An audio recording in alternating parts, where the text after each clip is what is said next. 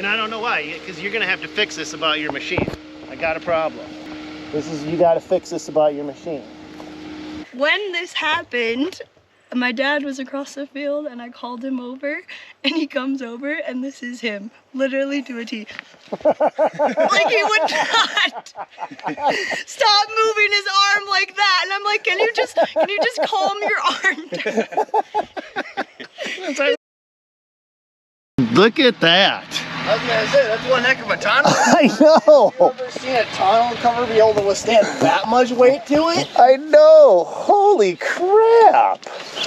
That is insane. Well, that's like diamond plated or whatever, and then It's called a Diamondback, and this is Ben. Ben, how are you? Real good, how are you? Ben, what company are you with? With Seppi M. Seppi M. Okay, what is Seppi? Is that the owner's last name? Seppi is the owner's last name. Okay. And M stood for Maximilian, which was the founder. Ah, okay. 1939. Okay. And we are going to be testing out this, which tell me what this is, will you, Yeah, Ben? this is our SMWA. It's a flail mulcher. So this is a heavy-duty flail type mower for if you're doing heavy grasses, weeds. It'll take 2 to 3 inch kind of size of wood debris as well. This is a hydraulic version for skid steer. Okay. And why would guys want this over a forestry head? So this one is going to go through brush, right? Your average guy that wants to make some trails in his woods, to clean up around his fields, he doesn't need a $40,000 forestry mulcher. This is something much more economical. It'll still handle, respectable size material for food plots. So now if you put something like this on your skid loader, do you still need to have the bulletproof glass on the front and the full protection package? Since it's a mower and less of a forestry head, or you tell me? This is designed to run on the ground. Mm-hmm. So if you're doing a prairie pasture like this area here, no, you don't need any of that material, that type of protection on the machine. It's going to keep everything on the ground. If you're trying to take down a standing tree and you're lifting that head up in the air, then that type of protection is required. Okay. What about flow rates? So this is not technically a forestry head, although it does share a lot of the similarities to it. How is the flow rates on something like this? So this has a variable displacement motor on it, okay. So we can adjust it to the skid steer. Minimum requirements, the book says 13, I'd say 15, 16 gallons per minute to make it run. It'll go that low? It will go that low. Wow. And then up to 35 or 40 gallons per minute, we can adjust it up. Now, if you have a lower flow machine, will that affect the performance of it? Certainly. We're going to adjust the rotor speed by adjusting that motor. Mm-hmm. We want to achieve a specific RPM on the rotor. Okay. If you're going through real heavy stuff, of course, more horsepower and flow, the better. Mm-hmm. Mm-hmm. Of course. But it will work. Okay. Well, let's get her off, and then let's take a closer look at her. Sounds good. All right. All right, Zach. Remember, when you pick it off from his truck, lift and jerk real fast. Back and forth, right over the top of his truck. Hey, Ben. He's not too bad for his first time ever running a skid loader. You got like an inch, Zach. Don't worry about it. Up, up. Don't go forward. You're gonna be kissing his tire even more. Keep going. All right, you're good. Down.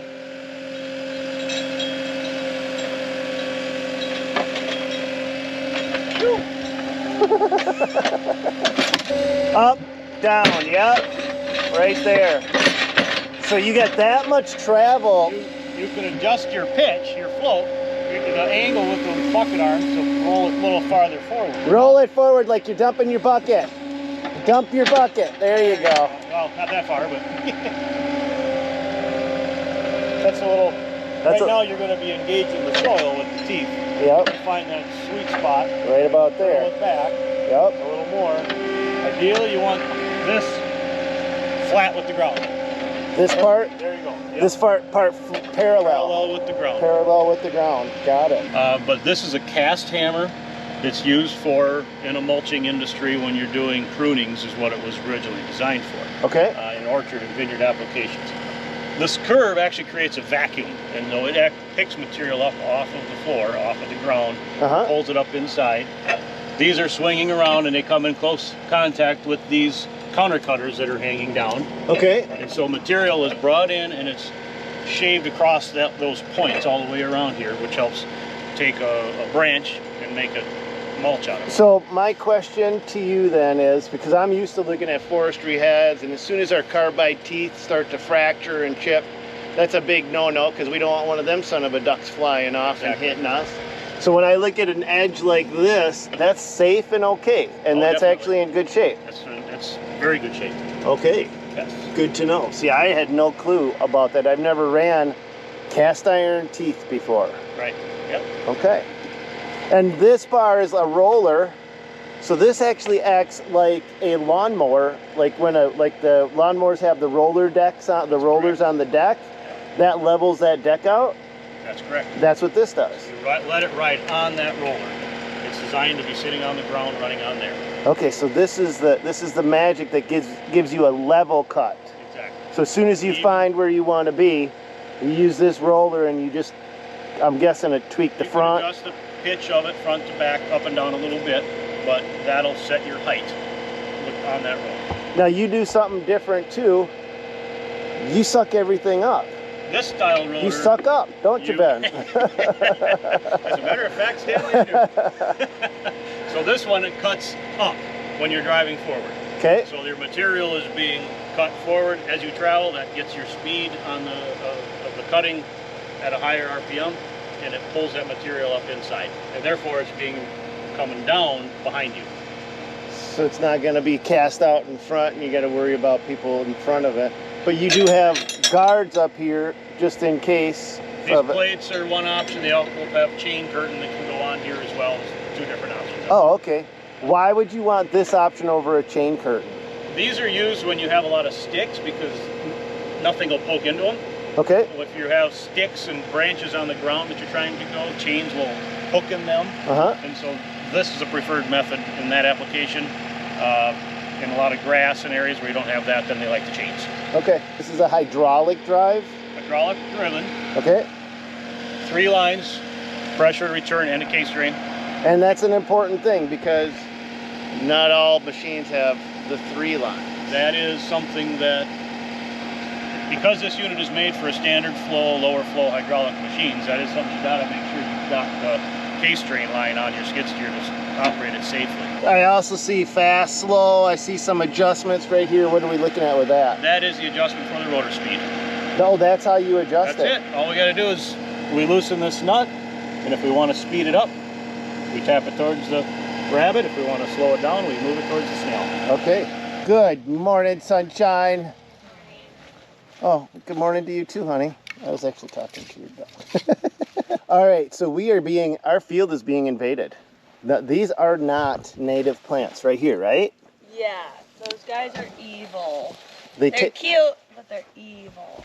Okay, so tell me about them a little bit, will you? I don't know anything. I think most of what I know is that maybe it's spotted knapweed. I'm pretty sure. Okay. It hurts to touch. Yes, it does. And yeah, it's growing everywhere. It's eating everything. And what it does is it also alters the soil chemistry so that other plants Come on. can't grow. So it Yeah. It's literally taking over. Like after the years of being here, you can see a significant difference. It's just in 3 years. Yeah, this flower, and it's slowly creeping over the whole property now. And there's all sorts of amazing plants here: raspberries, blueberries, blackberries, yarrow, black-eyed Susan, and it's just taking over all of these guys. The problem is, though, we have some good ones mixed in with the bad ones, and stuff that we want to save that look identical. Yeah. Right? So let's show them. Not identical, but close. Pretty good. What is that called? The bumblebee weed or something? There's bee balm. Bee balm right here. So this is. Yeah, look at you. You already know. You don't even need me. Well, you taught me. Right? I had no clue. So here's bee balm. You want to hold the bee balm for me? Yeah. Same color, same shape, different size. And here is the invasive plant. It is pretty much the same color, Yep. but obviously very different. From far away, though, it would probably be harder to tell. Yep. You know, you just see the purple. But yeah, bee balm is amazing. It's a super big pollinator plant. The good one, the bees. good native plant. Yes, the bees and the butterflies, and it's medicinal for us as well. It's got different properties. Also natural bug repellent, which is cool. But as I look out here, I found one bee balm, and Yeah, the rest of this is. Yeah. And this didn't exist a couple of years back. Small patch behind me. Oh yeah, here's a nice patch of bee balm. And then there's, you know, like this is obviously not the invasive one. This is black-eyed Susan, which I really want to like eco-print first and stuff. Yeah. Yep. So we got to kind of go through here and find the localized heavy spots of this invasive plant. Evil. Livestock can't even eat it. It'll make them sick, apparently. That's what I've heard. Every villain is lemons. Yeah.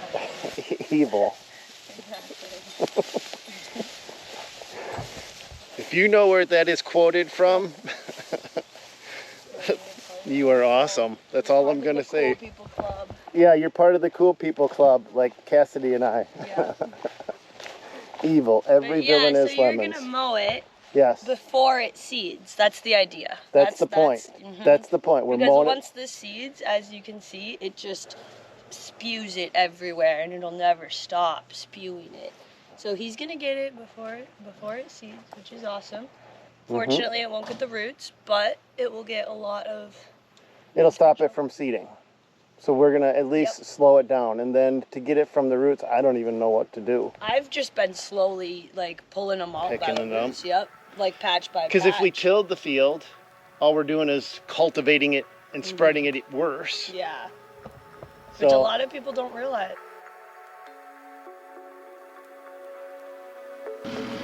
why am I going up and down? It's because we are aiming just for the spotted knapweed and trying to preserve the natural grasses that are here. It's not a perfect plan, right? But we don't want to treat it with chemicals. We don't want to spray this field. So we had some guy come in here and spray it with 2,4-D, and that's against what we're trying to do. So we're gonna I don't have a perfect plan to control that stuff in here except for find it, decimate it, and encourage the native plants. Hey, have you met my cameraman, Zach, by the way? I didn't introduce you. No. Zach, Ben, Zach. Zach's supposed to be, running the... There we go. There we go. Here we go. This is what we're looking at, Ben. So this is perfect for this.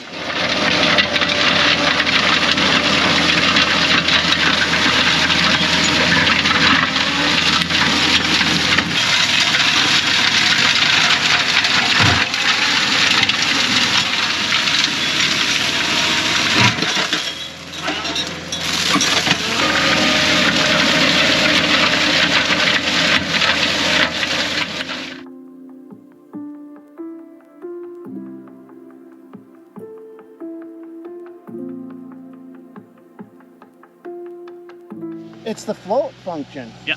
The float. I've never cleaned this clean in my entire life, and I've been back here two, 3 times trying. I mean, there's a brush pile there I pushed up last year trying to get this, and I can't do it. That just... It's that float That function. mechanism allows it to just follow the contours of the ground. Yeah, holy sh... This is incredible. This is incredible. That's where this machine is ideal for somebody that's doing food plots, mowing trails in the woods, banding farm fields. That's the application. Yeah, I can see that.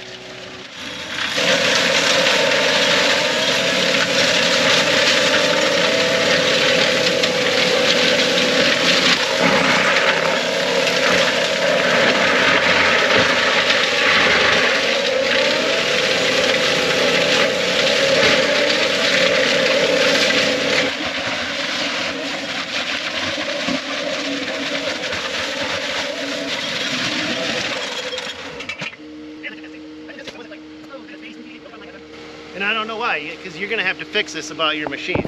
I got a problem. You gotta fix this about your machine.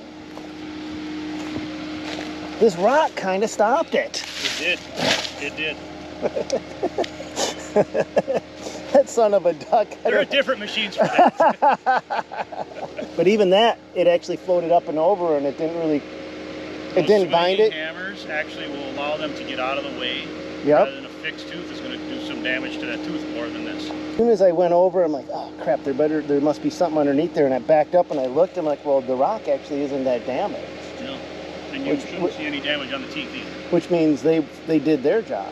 Well, I got a building pad to clear, so I'm gonna keep going this way.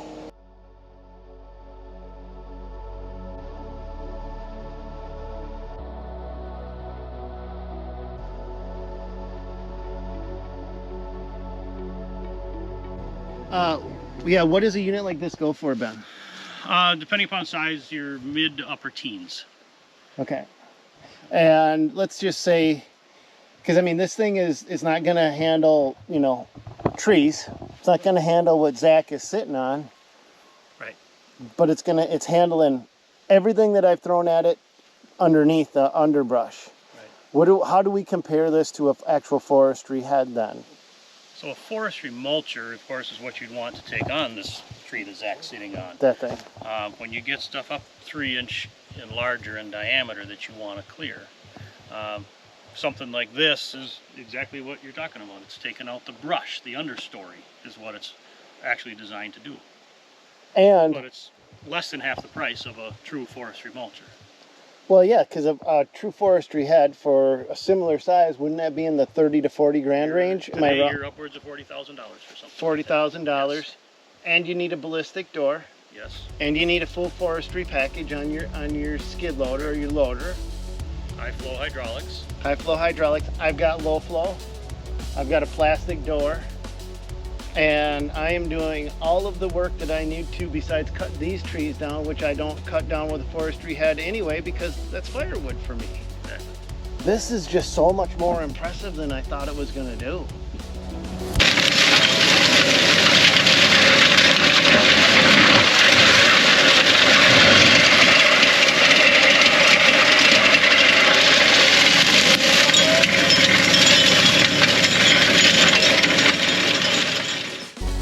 We're not even drinking fuel either on the machine.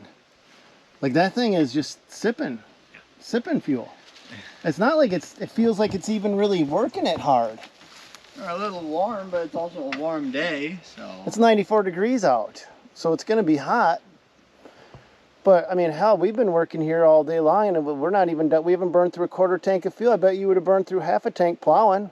All right, Ben, well, thanks for coming out into the woods with me. Yeah, appreciate it. It's been fun. Okay, so if guys wanted one of these on their own, what would they do? Where would they go? Yeah, well, first I would reach out to your local Seppi dealer. If you're not sure who that is, just go to seppi.com. We have a dealer locator on there, or shoot us an email, and we'll get you in touch with somebody. And one last wrap up. Can you tell me the approximate price range of this one and the units that are above this one? Because this is the baby unit of them all, right? Yep, this is the smaller unit, and it's going to be around the $15,000 price range. Okay. And the next couple sizes up will get you up close to $20,000.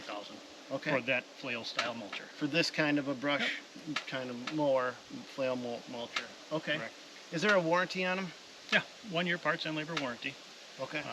Our warehouse is in Cincinnati, Ohio, where we stock machines, parts, and everything comes out of there. All right, very good. All right, guys, well, that's it for this video. I hope you guys enjoyed the ride. I'll tell you straight up, this may be one of my new favorites. Glad to hear it. Yeah, this is incredible. Performed so much better than anything that I've used besides a drum style forestry head. Of course. That's the only thing I've seen that will do this, but I think I like this better. I'm not joking. I think I like this better. I don't have to have a freaking protective cage on my loader. I like the fact that it sucks it up into it. So I'm not throwing stuff. I don't have to worry about Zach getting hit or you getting hit or me getting hit. It just kind of does its thing, and yeah, it's amazing. It's tough to beat in its intended application. Yep. Yes. Hey, you're Mike Pence in it. There you go. All right, that's it for this one. He had a big fly on his head. I'm Mike Pence in it. I like it. All right. Anyway, no, he's all right. All right, guys, that's it for this one. God bless. Go get him, you guys. We will catch you guys on another one. Oh, you want to see what I did? Yeah. All right, I'll show you.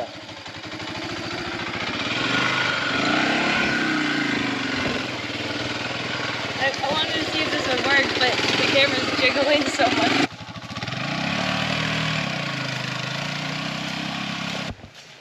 All right, well, if you guys remember, this was a solid wall of vegetation. Here we go. This is what we're looking at, Ben. So this is perfect for this machine.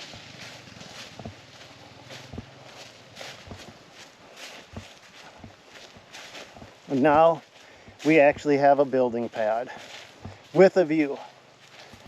See, it's really sunny. I didn't realize how much sun it got. Well, yeah, because we couldn't get back here. It's like a garden area now, potentially. Could be. Yep. And you saved all the berries. It's all Where? in the middle. Yeah, I wasn't going to mow them down. Yeah. I'm going to go do it wide enough to get in and out with a truck. And that's it. Yeah, I think this is great. This is a great building pad. How's the machine for it? The machine, Attachment. that might be the best freaking, it's not a forestry head, but it might be the best land clearing brush attachment I've ever used. Cool. Because it did this. Yeah. And then when she's riding her four-wheeler back, she suddenly stops and starts yelling through the woods, "Dad, I might have screwed up really bad." And I rush over to the four-wheeler and all I see is blood. Just cut. Oh my God, look at the amount of blood. Go look at the four-wheeler. The four-wheeler is covered. It doesn't even look that bad now. What's the lesson we learned? Don't ride a four-wheeler without shoes. No, yeah, maybe you hippies need to stick some protective gear on your feet. Yeah, she's on one side and she stops. Oh, here we go, Dad. I got. It's like, oh. And this is what I rush over to see. Blood squirting everywhere. And she's holding her foot and she's breathing heavy and. Oof. Some kids learn the hard way. What are you saying? I should have told her not to ride four-wheeler without shoes on? I have. I've told her many times. Okay, what kind of flour do you need to rub on that then? Oxeye daisy. Okay. It's growing out there. It's very astringent, which means it's very good for wounds. Let's see what that crap is. This is just iodine. Oh, iodine. Dad, I don't know if people want to see this. When this happened, my dad was across the field and I called him over and he comes over and this is him, literally to a T. Like he would not stop moving his arm like that. And I'm like, can you just calm your arm down? It's freaking me out more. It was like 2 minutes straight of that. I don't like blood. No, you don't like any wounds. I know. I remember that. It was always Mom Yeah. that we ran to. Yeah, damn You would right. just be like, nope. You better call her. She's got 100 miles to get up here to save you. Dad, it ain't gonna happen with Dad. God bless and go get him, you guys. Stay safe out there.